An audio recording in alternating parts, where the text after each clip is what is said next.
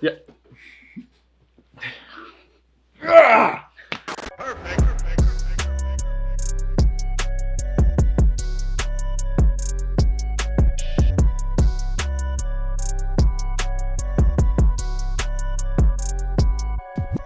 Hey everyone, we are the Samurai Reviews. This video is brought to you by KazuyaKam Production. And Totino's Pizza Rolls. We wish. One day. We are your hosts. My name is Josh. We have Coda. This is Brett. And then we have Jonathan over there. Hey guys. Right, if you want to support us, guys, go subscribe so we can continue to give these great reviews. We would like to have more opportunity to engage with our fans and stuff, so please hit that like button, share it with other movie lovers. It would do us a huge favor, and we'd be able to do a lot cooler, newer, fresher things that you might enjoy. If you are new to this channel and are watching our reviews for the first time, we typically like to start things off with a spoiler, following a non-spoiler, and then our reaction to some IMDb reviews. But first, we like to kind of explain to you guys something of very great importance. We would like to talk to you guys kind of how we rate movies, our rating scale, and then describing, how we just rate movies. Yep. We'll have Brett kind of explain his rating scale first, and then Jonathan, and then I'll follow. All right, so the way we've been rating movies previously and the way we rate movies general is that a 5, or at least for me, is going to be just a movie that is just barely worth seeing.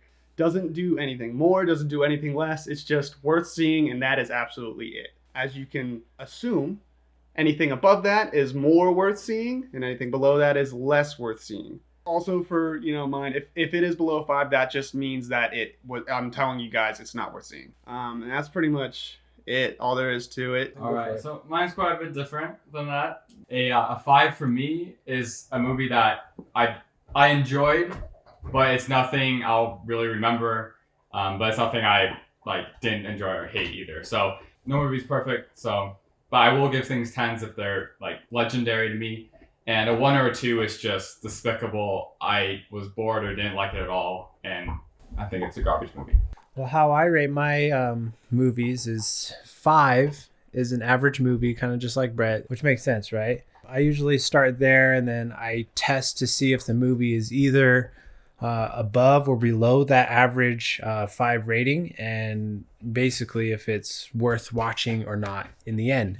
Then from there, I kind of base things off by the story, by the writing, acting, visuals, creativity, originality. Those are points to me. And within writing, it includes character development, their arcs. And then just to kind of top things off, I like to also look for camera work, cinematography, lighting, and sound effects. All in one average movie, and then I look for those extra things. I will never rate a movie a 10 out of 10 because there is no such thing as a perfect movie. Well, today's video we'll be reviewing the most recent film that just came out, Dark Phoenix. Woo! It's over. We are very excited to just move on. Move on from this trash whirlwind. So we'll start off with our ratings. I'll start it off. I'm going to give this movie a 4. It was a 0.5 higher than Godzilla. Below average, obviously not worth a movie, worth watching, but yeah. For me, I think it's a little lower than everyone else's just because of how much I love this story from the comics, but it isn't. It is a 3.5. Attempts to tackle this very, very deep story of the Phoenix Saga and the Dark Phoenix Saga, right? They try and do it in one movie, which was a bad idea, but they could have done way better than what they did. They made one of the deepest stories in the Marvel comics into this one of the shallowest movies that Marvel has put out, or not Marvel, but you know what I mean. One of the shallowest Marvel movies there is. There you go, 3.5. Trash. That's actually the first time you're actually lower than my rating. Yep. So that's interesting. What about you? Yeah. So as usual, and as I specified before, mine is usually more on how I enjoy it, and I'm definitely less critical than these guys over here. I'm gonna give this a 5. I know I know. But same as Godzilla for me, but it's in a different way. I really love the actors and the actresses in it. I think they did a great job. Yeah. For what they had. What they had was not great. For the acting and for some of the action and set pieces that we'll get into. And the drama. I did enjoy some of the drama in there. I give it a 5. Compared to Godzilla, the acting did stand apart. A few things of why I gave it a 4 is, I'm sorry if I'm like repeating what you guys already said. There was definitely no character development with the main character, Jean Grey. There were no development as well with other X-Men characters in there. They were the same at the end of the film as they were in the beginning. The closest person to some kind of an arc might be Charles Xavier, but it does not fit his character. That's not what I came to watch for. Very cheesy lines, very predictable. Majority of the time I was definitely quoting the movie, especially the villain, which I had a problem with. The villain in this film, which I just don't know what the villain was, why it was there, their motivation. I just didn't care for the villain. Also, the first act of this story was an hour long and barely a 2-hour film. I thought it was 4 days. I thought we were in there forever, man. It took a long time to just get through that first act, and it was terrible. No fighting until the last 30 minutes of the film. Had a few pauses between location and location and kind of just killed the momentum of the fighting. But, stunning visuals there. I really like the powers that they, demonstrated in the film. And finally, the story was told where logic, character emotions, and relationships between characters just did not make sense. Lots of whats and huhs and, how did this happen? That's my reasoning of why I gave it a 4. The acting was a little bit better. They were all great. So, Sophie Turner. Yeah, they fit their characters. Really cool, just the writing and the direction of their characters were really bad. Yeah. So as you said, the actors in this movie were great and did absolutely as much as they could with the material given. The problem is the material they were given is, honest to God, probably a 1. One of the worst written movies I've seen in a really long time. I would like to mention something. This guy that wrote, directed, and produced this film was his first time writing and directing. He's produced other movies, but this was his first time writing and directing. You can definitely tell that it was his first time. Like, the writing is so poor, and it is a real shame because of how well the actors did. For the most part, the actors and the characters match up really well. Like, they portray the characters that they're supposed to be portraying extremely well. They look like them, they sound like them, they act like them when the writing's not involved. It really makes me angry because, like, especially one of the less talked about ones was Scott Summers, and I thought he was an excellent Scott. I thought he was great, but wasn't written well. Yeah, as you pointed out, the villain in this movie, like, you could take every part of those villains out of this movie, and it'd be the same movie, the same story. If your antagonist has no bearing on where the story is going, then that's not a good movie. Yeah, especially a superhero movie. That's what kind of makes superhero movies is the villain. That's what made, Infinity War and Endgame. Dark Knight's nothing without the Joker. Stand out so well and gave such a high rating was because of those villains. If I could give a 0 for antagonist, 0. And then the other part is, Jean's character arc is supposed to be the center of this movie and this saga that they're trying to tell. And it's done really well in the comics, and you guys should totally read them. But in this movie, like I said, they skip the first half of it. And they just jump to the end without any explanation. There's no time lapse, so it's not like the first half was supposed to happen. It's just the next scene of all of a sudden, she's just Dark Phoenix. And Dark Phoenix is nothing without Phoenix. And there's no consistency to the way the Phoenix acts. There's no, it just doesn't make sense. It's just written in a way to get you through the plot. And like we said, characters don't really have an arc. They're very one-dimensional characters throughout the entirety of this film. Like, I have so many more problems with this than I do Godzilla. Godzilla, for me, had really bad story and then really good monster fights. This one had really bad story and one 15-minute fight that was good, but still had stupid flaws. when I watched this movie, there was definitely scenes where I'm like, oh, it's stupid or all this and that. But throughout the drama of it, which there was a lot of, I was never bored. I could tell these guys were. I was like, oh, I'm here. I'm right with the movie, and like I said, it could have been done a lot better, but I still enjoyed it. So it's definitely, I think, enjoyable for some people, but at the same time, if you absolutely hate it, I wouldn't blame you. I would also like to point out, like, you can enjoy a movie that is below a 5. I enjoyed watching The Room. It's a 1. Me too. But it was enjoyable to watch. Yeah, there's movies that work. It either works or it doesn't work for, most people. And that's why comedies usually are very hard, because, it tends to hit audiences where it either works or it doesn't work. We all have different senses of humor, that kind of thing. Right. I love British comedy. I love, Monty Python, The Holy Grail. And I hate that. And then it just doesn't work with Brett. So, like... Yeah, when we give these ratings, like, I give it a 3.5. If you're not super into the comics and liked Apocalypse somehow, then you would probably enjoy this a lot more than I did. So, you use your personal beliefs, add it on to our reviews, and then you can decide for yourself. But we're just trying to give you a critical... With me being a little bit more of the emotional rating. Yes. He's the heart. He's the heart and soul. From what I've been kind of gathering, what Brett's been saying, he's definitely more attached to these characters because he read the comics and that kind of stuff. I've never read any of the comics. I'm not really as attached to the characters as, Brett was. But this is like my Lord of the Rings. Right. Yeah. That's probably why Brett gave it such a low score, because he was he was a little bit more disappointed than I was. I was looking for other things than what Brett was. And then, it works or it doesn't work for other people. So that comes out to a Samurai review. Oh, yeah, that's right. Of 4.2. Samurai review of 4.2.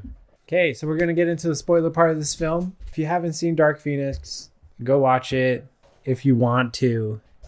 It might just be more entertaining to just hear us rant about it. I feel like that's a little bit more entertaining than I'll give you a really good visual of watching a 4 movie. So, stick around. Spoiler alert. Spoilers.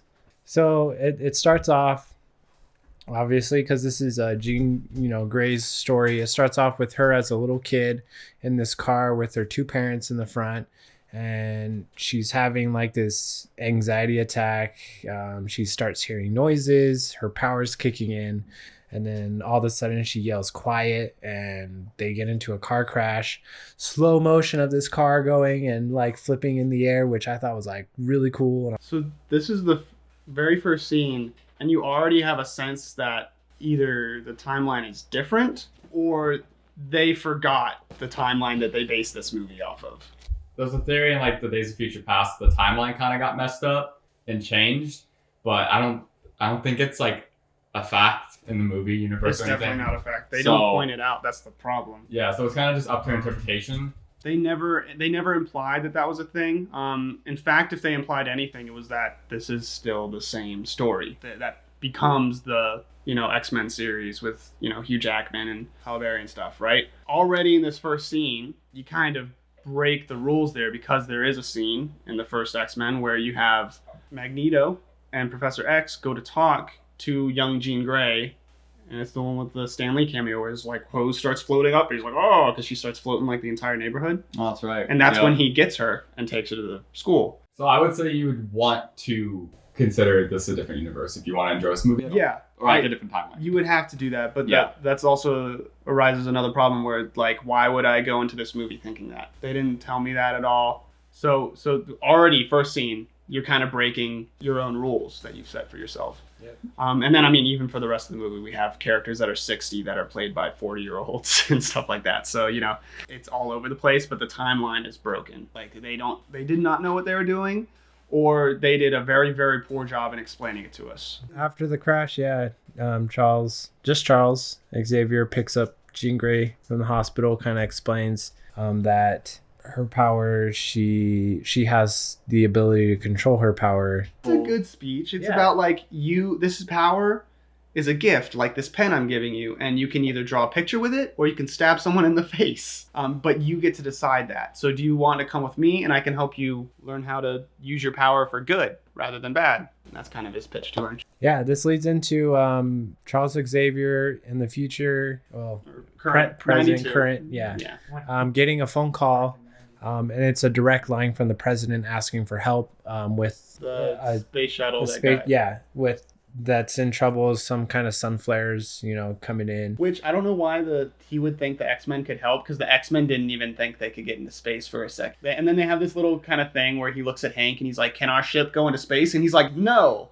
And then he's like, can it? And he's like, fine. Okay. Like, what? It's either yes or no. What are you talking about? And that's a lazy writing tool right there. All right, so go ahead and give me another punch on my rant card, because I'm going to collect that free sandwich. There you go. Thank you. Because it's about to go off. This is Settle in. worse than the sub scene in Godzilla. This is less logic. So they get up to space. Spaceship that they're trying to save is spinning, is out of control because it got hit by the Phoenix Force, right? They can't get close enough to get in there and save the people because it's spinning. So this already damaged spaceship, their decision is to shoot it with Cyclops's eye lasers to stop it from spinning in space. And he shoots one of the thrusters that's spinning it around. Already, why would you try and destroy more of a destroyed ship with people on it that you're trying to save? And we'll come back to this point later because there's an even bigger issue there. Also, you'd have to be very precise to get it. You'd have to match its momentum with your lasers, which I'm pretty sure it doesn't, especially since he's firing out of this giant cannon thing. So he apparently matches the velocity it's spinning with his lasers to stop it or slow it down almost perfectly. Then Nightcrawler can see in and teleport in, right? And that was kind of the whole plan. But first, we needed Storm's powers to make sure and seal up the cracks with ice. Basically, Storm in this first, at least half of this movie, is Iceman. That's it. She only uses ice. And also, Storm's powers are based on the magnetic forces of the Earth. She's in space right now. She's not doing anything out there. She is powerless out there. And also, what is she freezing? Is she creating ice? Because it's space. There's nothing there for her to create with. Or are you telling me that there's some air stuff spitting out and she can turn that into ice? If space is already cold, it would already have turned it into ice. That was 2 seconds, and I'm like, no. So many problems. We're not even halfway through this, guys. I'm sorry, but this is an awful scene. And people need to know. So they slowed it down, and so Quicksilver and Nightcrawler teleport in there. And then Quicksilver really quickly unseatbelts everybody, because that's his power, and which is super boring. Ooh, he's seatbelting people. Ooh. Yeah. And he gets them all to Nightcrawler, and they're able to teleport back. And during this time, the ship starts coming apart, and no one is holding it together. There's no force that's keeping all the air in or anything like that. The X-Men don't have spacesuits on, so they should be either suffocating and be dying. And also the space or the astronauts on that ship should also be dying, because they're not in a pressurized suit. They're not in their spacewalk suits. They're in their launch suits. You can't take those out on a spacewalk, so you can't be out in space in them. They should also be dying. So this whole scene is already totally broken. Their rescue is totally botched. It makes them seem dumb, especially Hank, because he's supposed to be the smart one. And Mystique is kind of directing the X-Men during the scene. And she seems really dumb too. She should know her people's powers if she's going to be the leader. Anyways, so they get out of it. They teleport back. And right before they teleport back, Quicksilver grabs a floating helmet because he might need that later, I guess. There's no real reason for him to grab it. He's just about to teleport. He's like, oh, I should grab this. And then he eventually needs it later, so it's perfect. So he teleports back, and then they're like, oh, our captain's not here. He was in the thruster room trying to fix the thruster. That Cyclops blasted. He blasted it so hard it stopped the spin. That guy's dead. There's so many reasons why that guy's dead, but whatever. So they go back, and because the spaceship is breaking apart, they're like, I need to make sure Nightcrawler can last out in space, because we forgot about that the last time. So they duct tape a helmet on him. They duct tape it so that he can breathe and survive in space. And I don't know if I'm watching a Phineas and Ferb episode or an X-Men movie. Because it is reverse SpongeBob, yes. It makes absolutely zero sense. So then, but they're also like, okay, we also need to send Jean in because she needs to hold the ship. They're kind of like running out of time, and then that's when Mystique is like, okay, yeah, we need to go. But then Jean's like, I can do it, and she's like, okay. So she goes against her whole "we need to get out of here" that she just had, which is the whole movie, as everyone's going back and forth between their motivations. She sends Jean and Nightcrawler in there. Nightcrawler grabs the dude that's also somehow alive, and he's trying to reach for Jean, and the Phoenix Force is coming in now, and she's trying to hold the spaceship together, which she's really not doing a very good job of, because it's not together. And even if it was together, it's been depressurized. Nightcrawler can't get back to her because it's not like he can just teleport to her or anything. But he can't reach her, so he has to teleport back to the ship without her. And then Jean's still on the ship, and she obviously absorbs all the Phoenix power, and then they get her back. Then the kind of next scene is just them back at school. Yeah, and then Charles is like, oh, wow, the X-Men did such a great job. Everybody gets the rest of the day off to the students, and they end up having a night party while Charles Xavier attends a ball and is getting a medal from the president. And you can see there's a lot of public support for mutants right now, which is important later because, like I said, everything changes like this in that movie. There's no progression. There's no arcs. It's just, oh, we need conflict. Yeah. Yeah, and this whole time, Scott's kind of hanging out with Jean and be like, party. Yeah, like, are you okay? You're good. You're good. And she's like, yeah, I'm fine. And then he says something to her that I also thought was stupid in this movie that I thought I would think was like one of the more stupid parts, but then the rest of the movie happened. But Scott says like, oh, the kids are calling you something really cool now, and she's like, oh, okay. And he's like, do you want to hear what it is? And he tells her, and it's the Phoenix.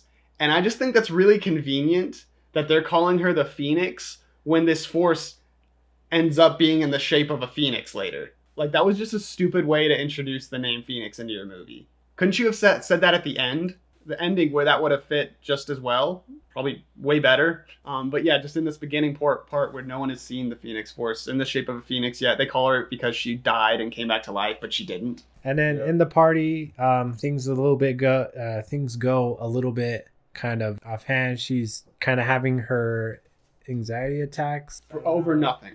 Basically, this whole movie, she's just a time bomb. The power kind of just overwhelms her and just blasts everybody. Scott is right next to her, and then he ends up later when she wakes up with a little scratch. And it was she bent trees. Yeah, it was powerful enough to rip trees mostly out of the ground. And I really want to point out there was no catalyst for this. Yeah. Nothing caused this. It was just like all of a sudden. And then later they're going to try and say that things caused this. Yeah. She's kind of unconscious.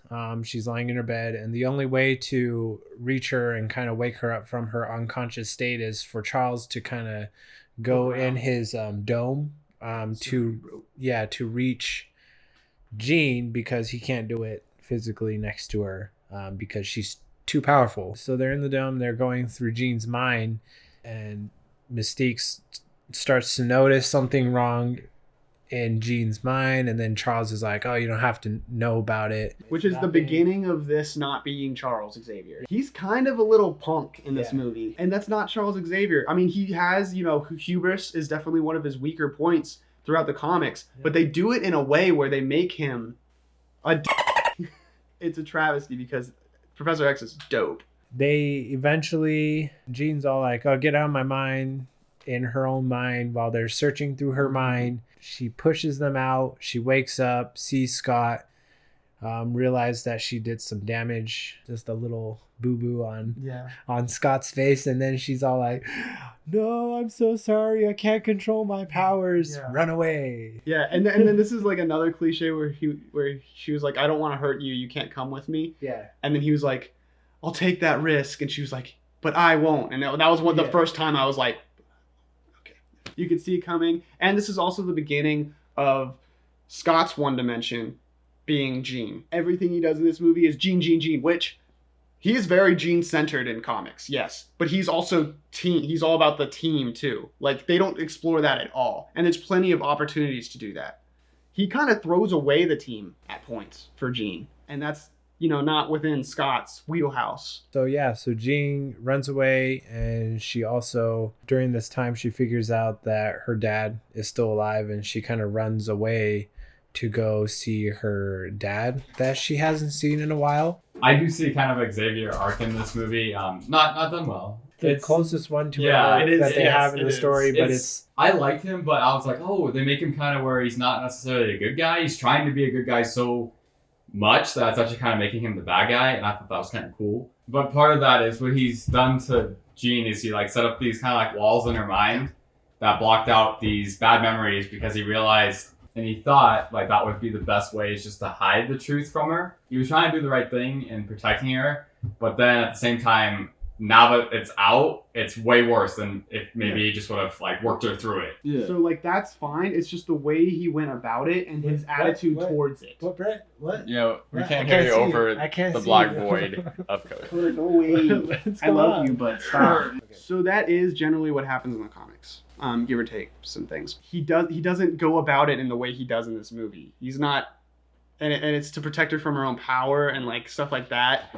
And that's just not. It's just kind of a conflict creator in this movie. That's all it's treated as. Moving on, Jean arrives to this little small town where her father is. She knocks on the door. Her father comes to the door. Why would she go to see her father? She's going anticipating her father to be happy to see her. Why would she think that? She thought her father just like lost her. What? Because she saw Xavier talking to her father about taking her to school and stuff, but she's acting like her father didn't basically say, no, you have to take her. I think she just saw that her father was alive, and she was just curious to go see, and she was hoping as a daughter that her father would still like her. Why would she think that? But she's not a hopeless. That's what they treat her as this whole movie is they make her like this emotional child. So she goes to see her dad, and she's fully like, why are you being weird? Like, what do you think? Dad invites her in. He's like, hey, you want some water? And he's kind of keeping distance from her because, he knows that she's just really powerful. She has powers, all that stuff. And he comes back with the water while Jean's looking at like a bunch of pictures on the wall. And then she's all like, well, how come I'm not in these pictures? Yeah. And then she freaks out over it and saying like, did you not love me? She says like, you didn't even say goodbye to me. And then he goes, well, I didn't get to say goodbye to my wife. And I'm like, why are you being sassy right now on a person that you're deathly afraid of?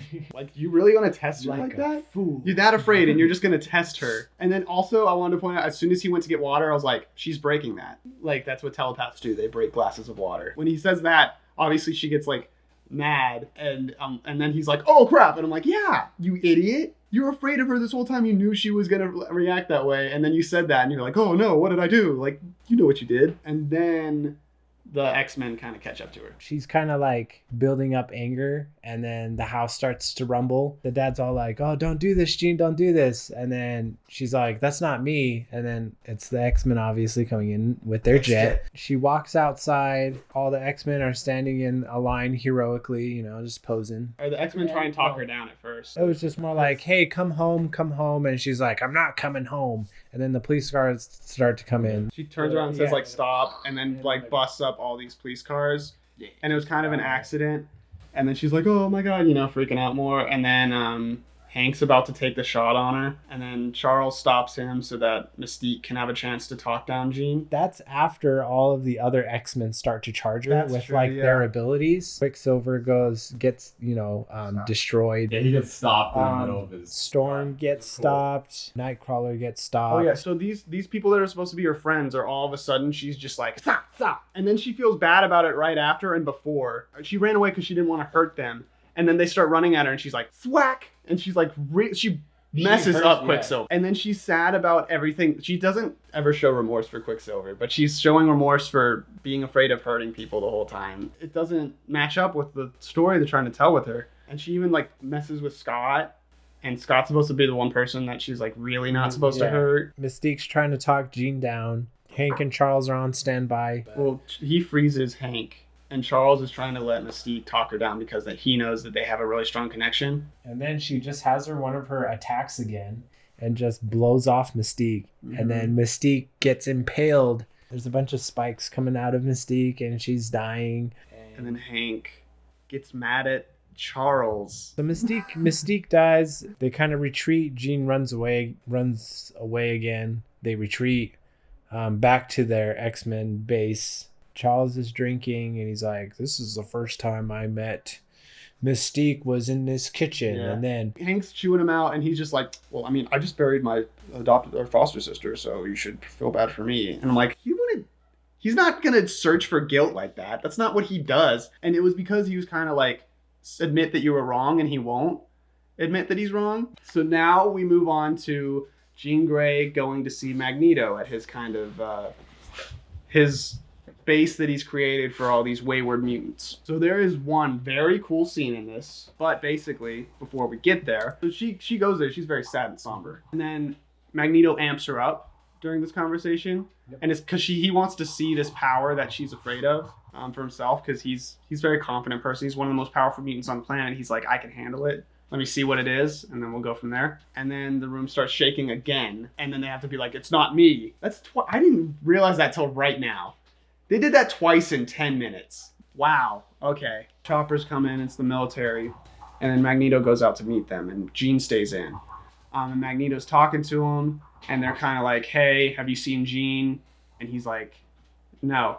And they're like, can we search the place? And he's like, no. And during this, Jean's listening to it in the background. She can hear it with her telepathy and stuff. And then she's kind of crying. Again, somber. So she's gone somber, angry, somber in about 20 seconds so far.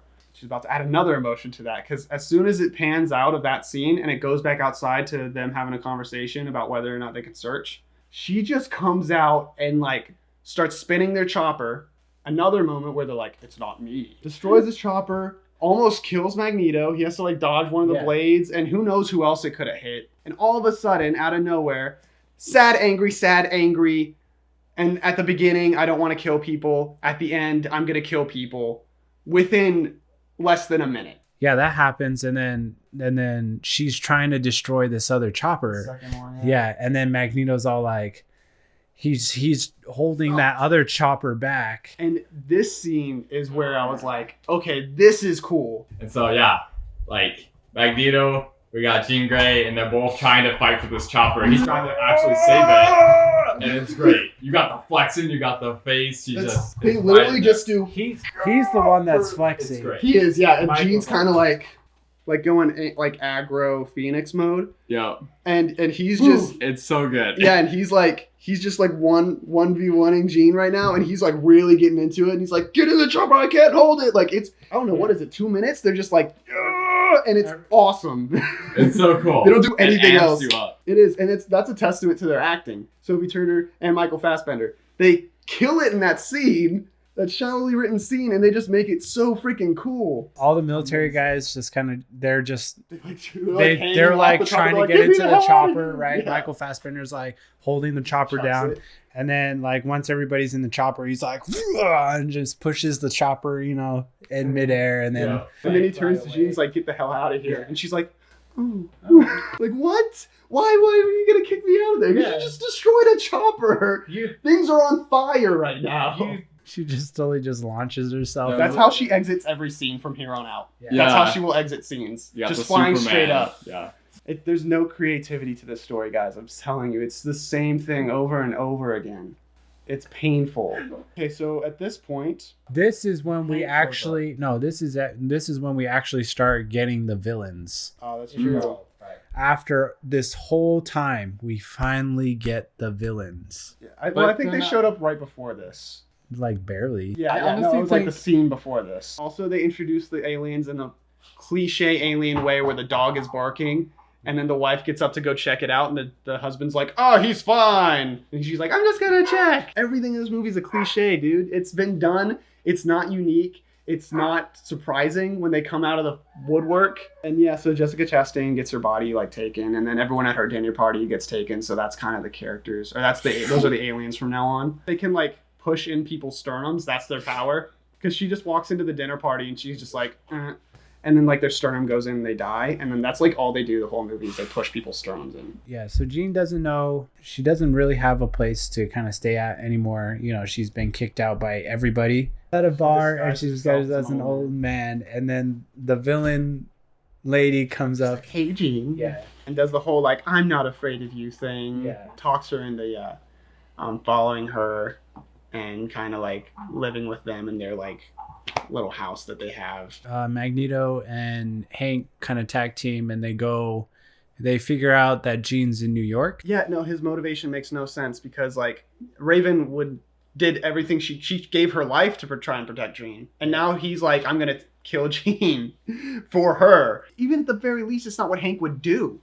Hank is a very like the reason his character is cool is because he's the Beast, but he's not at all a beast. Yeah, like he's like the opposite of one. Uh-huh. And in this movie, like they're just like forget about who he is as a person. Yep. And they just make him their own kind of like writing tool, and this is where you get the villain story of like why these extraterrestrials are there in the first place. Yeah. They explain to Jean that this power was drawn to her because she's so powerful. And then she's all like, we've been following this force, this dark, Phoenix force, whatever, and it's been going and it's been destroying planets this whole time. So the thing is that they want to use her to start creating life and kind of going out and telling her that her destiny is like bigger. During this time when Jean's been kind of like causing all this mayhem, the government has completely turned on the X-Men. Just because she flipped over some cop cars. Because a mutant flipped over some cop cars, you're immediately abandoning all this progress you made and all the help that they've done. They went to freaking space. And you're like, yeah, we got to throw all this away because she flipped over 3 cop cars. We're going to where Charles sees Magneto in front of the building that Jean's at. Magneto's all like, you can't stop me. And then he's going, and then Beast goes and he's like, oh, there are cars on the street. Yeah. I was just like, that's dumb. The X-Men are trying to stop Magneto and Hank from killing Jean, who is inside. Anyways, so yeah, there's a big fight and there are interesting moments. It was a cool idea that was not done well. And then Magneto comes in, and then Jean's all like, oh, so you think you're going to stop me? Oh, this whole time Hank is attacking the X-Men. Yeah. Who he's supposed to be like their teacher, and like he's not mad at them, but he's like throwing Scott at cars and stuff.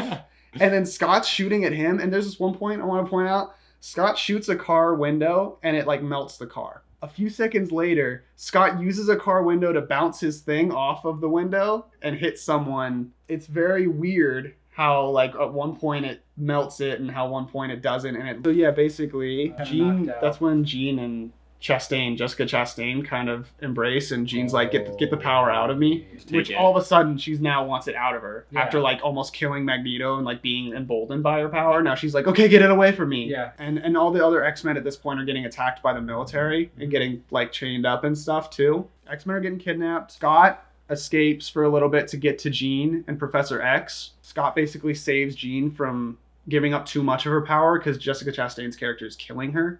The reason I'm saying Jessica Chastain's character is because no one knows her name. Yeah, so they go to the train. They all get put on this train for cinematic purposes. Because, you transport mutants by train. And this was the thing, is that they're going through they're on this train, right? And then they're all locked up and stuff. And then they're going to go through this tunnel. And then the helicopter's like, okay, we'll see him on the other side, and they leave. And then you're just like, something's gonna happen. And then you see these like those alien creatures kind of popping up, and then the train pops out and you see all these aliens there, and then the helicopter guys are all like, what the hell is that? And it kind of becomes a zombie movie. Well, one thing I did find really funny is that the only bullets that really stopped them were like 50 caliber like machine gun, but anything less than a 50 cal was not doing anything at all, even if you have like 50 of them. Yeah. Which we'll get to later. 50 AK-47s, nothing. The guy that eventually lets him out, he was talking to Nightcrawler before, and he's all like, you know what? My daughter was a fan. His son. Was it his son or his daughter? I thought it was daughter. My son used to be a fan because he's talking about me. His child used to be a fan. His child used to be a fan of the X-Men, and then he realizes that he needs their help, and he lets all of them out. And then this is where it goes crazy. This is the funnest. This is when I was actually. This is worth seeing. Yeah. This is the one part worth seeing. Wait till it comes out on YouTube. This is where the camera work is actually really good. Yep. You have characters acting like their characters. The thing is, I read this part was the reshoot. This was the biggest reshoot part that they had in the movie by far. Mm-hmm. This was the thing they reshot. It's a good thing that they did this because this was the only part of the movie where I really actually had fun and it was a worthwhile time watching. They did a lot for this, and it's like that's how hard you should have worked on the rest of the movie. So Storm's outside, electrocute people, and then Magneto's like, Hank, help Storm on the outside, and then Hank goes out and he starts like brawling with the other aliens out there, and there's just all these mutants going crazy. Scott's with Charles. Charles is trying to wake Jean. Scott's kind of holding off the aliens by blasting through like this little hole that these aliens are trying to get through. Oh, and right before this, Magneto kind of like a bunch of the aliens get into this one train car, and they're coming at him, and he just like squeezes the whole train car shut, cool. And then he turns around and he just like throws it, tosses it, and it's so. I was really, it was really dope. I was like, nice. That was the cool part. He's just like of Magneto scene. And then, but after this, that's when Jessica Chastain drops in, but he closes the door behind him where Jean, Charles, and Scott are. Right, he picks up all the weapons off the racks and circles them around her, and then starts firing all of them. But they do it in a logical way where you're just like, the whole scene is just kind of dumb. And then he keeps doing it when he sees it's not working. This whole time, she's like been twisting his chest and killing everybody. And then with all the other X-Men, she's all like, huh. Yeah, she's just like, I don't want... And she specifically says to Magneto, I don't want to kill you. And I'm like, what do you mean? Yeah. That's been your whole thing this whole time. You've been killing them. Yeah. She does it to every other X-Men there, and it's so Storm, dumb. Nightcrawler, Scott later, even Scott, when she comes in. She just like makes him pass out or whatever, and I'm like, where is this coming from? And her whole goal is to destroy the Earth and reshape it for her race. So like she's going to kill them eventually. Yeah. But now she doesn't because they need to be alive at the end of this movie. Anyway, so she gets in. Jean wakes up. She has an awakening moment with a cliche, of course. And she's like, I need to protect the people I love. And so she turns this train into this like spinning vortex and like destroys everything, but keeps like a safety bubble around all her friends. They get thrown into this kind of like underpass area. And then this is where she just like 1v whatever's all the other aliens. And she just kind of like disintegrates them, kind of like Thanos' snap. But she's just like, like she gets like stabbed from behind at one point, but then she like disintegrates it and heals and then kills him. But yeah, so this is kind of where it's wrapping up, and then Jessica Chastain kind of comes in and she's like, your emotions make you weak, and then she's like, you're wrong, my emotions make me strong. Yeah, and I was like, it's another one where you're like, she's gonna, that's what she did. And then she kind of hurts Scott a little bit, and that's when she like awakens and realizes she has to sacrifice herself or else her power is gonna destroy the world. So she flies Jessica Chastain up, and then just kind of like blows everything up, and then it makes the Phoenix shape. So yeah, that's how it kind of ends, and she's supposed to be dead. They kind of all go about their business, and the school becomes the Jean Grey School for gifted youngsters, and the new principal, so Xavier steps down. The new principal is Hank, who just tried to kill his students. That doesn't just disqualify you from being a principal of the school whose students you tried to kill. That disqualifies you from being allowed to live like freely. It disqualifies you from being a teacher anywhere. Like, how could they trust him to be a teacher now? The whole movie, his whole thing was like, I'm going to kill my student. And now he's in charge of them. No. And then, of course, they throw you the little extra thing at the end where the Phoenix is flying in the background of the sky. Going in, I was like, I'm hopeful because I think the Quicksilver scenes are cool, and you didn't get any of them. Nope. You didn't get any Quicksilver scenes. So if you're expecting that, don't. If you're a fan of the Phoenix Saga, you're not going to like it. All right. Now let's get into my favorite part of this discussion of our review video is our reaction to some IMDb reviews. So let's get into it. All right, so first review. This guy gave it a 7 out of 10. A decent, enjoyable X-Men romp that doesn't deserve the ridiculously low ratings. So, you'd think from this, he's going to explain why the ratings doesn't justify anything lower than a 7, and what was actually better than what some of the ratings say, or what thing people are missing in their reviews that was actually great about this movie, or above average. Reasonable conclusion to come Yes, I think so too. If we go through, you kind of find that he just trashes on the movie too. Let's see, he says he doesn't want to sugarcoat his review as to counterbalance the low score from this reviews, but hopefully give it a more fair chance. And he complains about, so people don't unjustly miss out on an otherwise okay film, which an okay film to me is a 5. A 7 is a good film. But, he might have different ratings or whatever. But either way, he's saying that this is an okay film, and he's going to explain why it's a 7 and not anything else. And he's not going to skew the result. But as I said before, everything is negative. He complains about the acting a good bit. Which is one of the better parts of the movie. Yeah. Especially Fassbender's portrayal by Vito is great, and he says so. I hated a lot of the movie, and Fassbender was not at all on the list. So he's even lower on the actors than I am, but his rating is twice as high. Yeah, he says that, here at least they give the villains some sense of purpose. What purpose, dude? What are you talking about? I was so confused if they were either going to use Jean or take away the power that Jean has.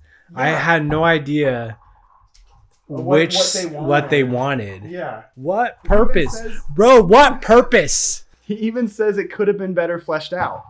So he still, every time he gives it a positive, he says, but it wasn't that good. And he gave it a 7.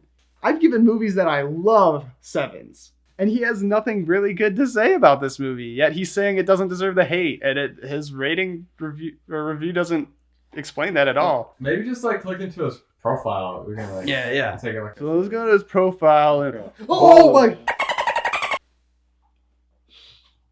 Josh, get up. Get up, Josh. One of you, get it up. Someone, please. Yeah, press I'm trying.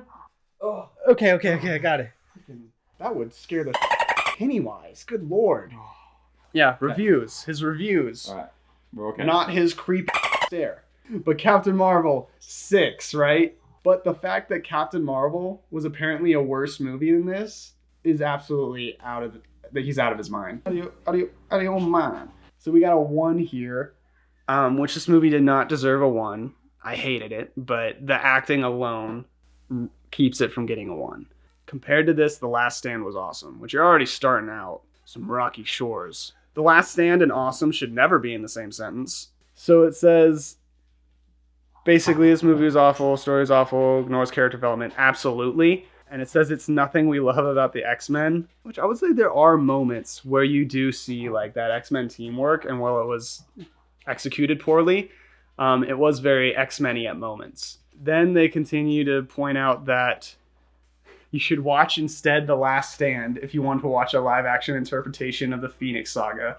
But at least they tried and knew their characters. So don't watch a live-action interpretation of Phoenix Saga. Just don't. Just read the novels. If you want a good story, the novels is your only hope. Both of these were around the same for me. Maybe he just can't read.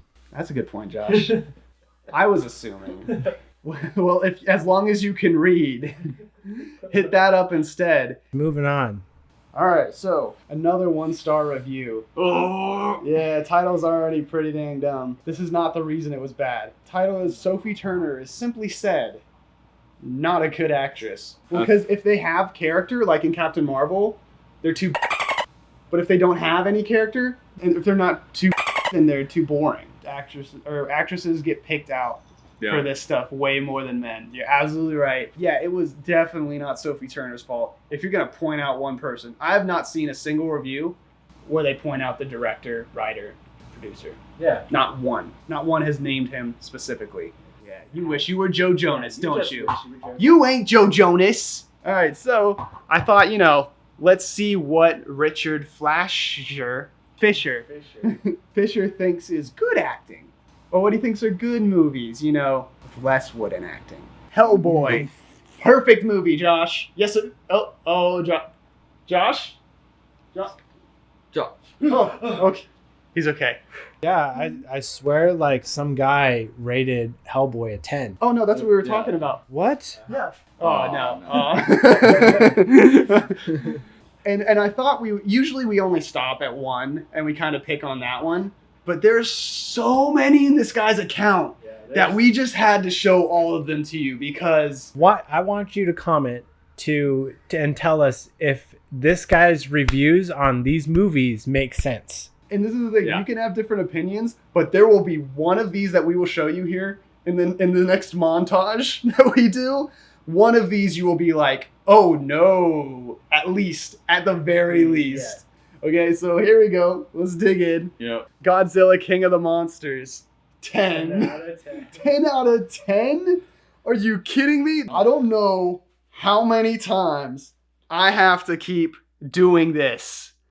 Get Out is one of the most intricate pieces of art in film in the last few decades, okay?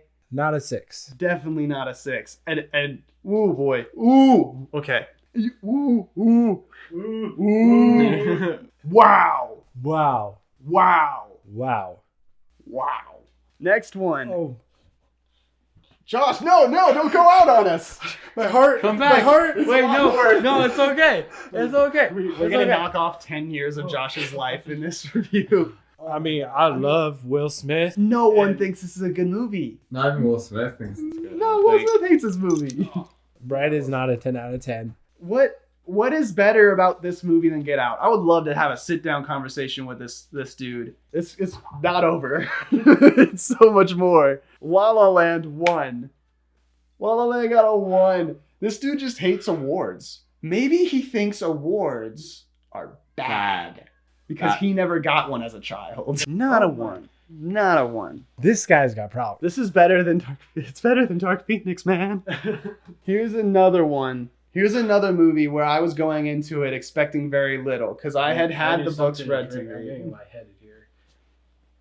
Thank you. Drink this Red Bull. It'll give you wings. Red Bull. For when you're passing out from bad movie reviews. Hobbit was another one of these movies for me where I went in expecting an average kind of boring movie because I'd had the books read to me. I watched all the original Lord of the Rings trilogy and I really liked that and I thought this was just going to be boring compared to that. I go in and it was great.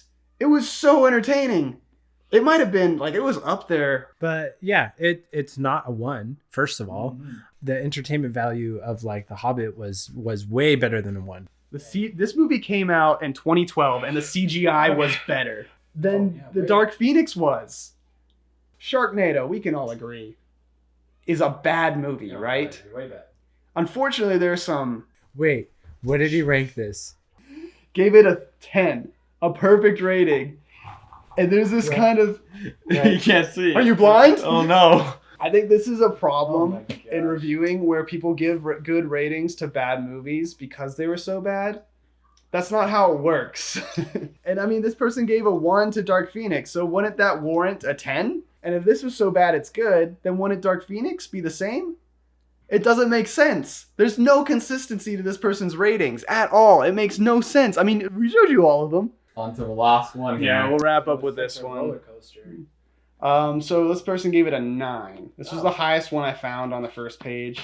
Before I express my opinion for this film, I'd like to clarify some things to all the harsh and mean viewers. Dark Phoenix is about exploring the past of an X-Men character, Jean Grey, and not about the end of X-Men. Go watch Logan because that's the ending film. No, because as we talked about, the timeline is all sorts of messed up. In Logan, the X 1, 2, and 3 had happened. And in Logan, it was never called the Jean Grey Center for Gifted Youngsters, right? It was the Professor X's. So no, either the timeline changed, as we said, or they screwed up the timeline in this movie to the point where it has to be an end, or else it doesn't make sense. There's so many changes that they made to the original 3 X-Men movies that there's no way that Logan comes after this movie. This is the ending film to this universe. The film is the beginning of a new era. And it'll be appreciated by less people because Jean's mentality and her acceptance of herself alter ego, the acceptance comes from her being able to do good with it and then it becoming too powerful for her to control and her ending up doing bad for it. That's the whole character arc. They cut out that character arc. So you don't get to see her acceptance of her alter ego or anything like that. They say it's unique because it's not a typical X-Men movie. And then you can't judge an origin film like you're expecting to see Endgame 2. Trust me, I did not go into this thinking it was going to be Endgame 2, okay? Trust me. I went into this with very low standards. It dove under. And also, stop calling this an origin film. It's not an origin film. It's the fourth in the series of new X-Men movies. It can't be an origin movie if your character appeared in the movie before. That was her origin. What are you talking about origin movie? Had divine CGI. As we talked about there, I've seen better. I've seen better CGI. It does not deserve a 9 for its CGI. Yeah. It even says, no doubt, a $200 million budget could do better. If you have to say something like that, that's But the movie was pretty watchable. Stop calling it that!